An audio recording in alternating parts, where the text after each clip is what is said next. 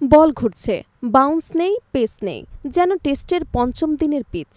প্রশ্ন উঠছে, ওয়েস্ট ইন্ডিজকে হারাতে গিয়ে কি আবারও বাংলাদেশ ক্রিকেট বোর্ড ভুল পথে হাঁটছে? বাংলাদেশ ওয়েস্ট ইন্ডিজ সিরিজ দিয়ে প্রায় ২৫ মাস পর মিরপুরে ফিরেছে ওয়ানডে ক্রিকেট। হোম অফ ক্রিকেটে এই প্রত্যাবর্তন অনেকটা ২৫ বছর আগের স্মৃতিও ফিরিয়ে এনেছে।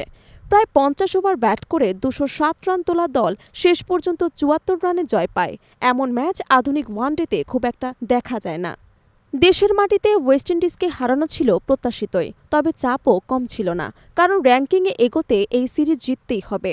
সেই লক্ষ্য পূরণ হলেও প্রশ্ন থেকে যায়, এমন পিচে জয় আদৌ কতটা উন্নতির প্রতিফলন? বল ট্রান করছে অস্বাভাবিকভাবে, নেই পেস বা বাউন্স, যেন ওয়ানডেতে নয়, টেস্টের পঞ্চম দিনের উইকেট। বাংলাদেশ বর্তমানে আইসিসি ওয়ানডে র্যাঙ্কিংয়ের শীর্ষ ১০-এ। হোম অ্যাডভান্টেজ কাজে লাগাতে বিসিবি এমন পিচ তৈরি করেছে যেখানে প্রতিপক্ষের ব্যাটসম্যানরা টিকতেই হিমশিম খেয়েছে।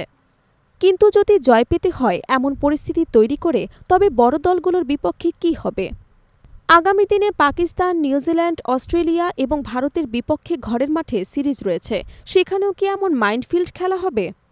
এই পরিস্থিতি অনেকটা ২০২১ সালের ঘটনাকে মনে করিয়ে দেয়। তখন টি-২০ বিশ্বকাপের আগে ঘরের মাঠে জঘন্য পিচ খেলে অস্ট্রেলিয়া এবং নিউজিল্যান্ডকে হারিয়েছিল বাংলাদেশ, কিন্তু বিশ্বকাপে গিয়ে একটি ম্যাচও জিততে পারেননি।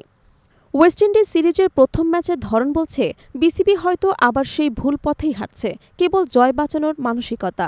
এমন পিচ খেলা বোলারদের মাঝে তৈরি করে মিথ্যা আত্মবিশ্বাস, কিন্তু ব্যাটারদের মনে ঢুকিয়ে দেয় ভয় এবং হতাশা।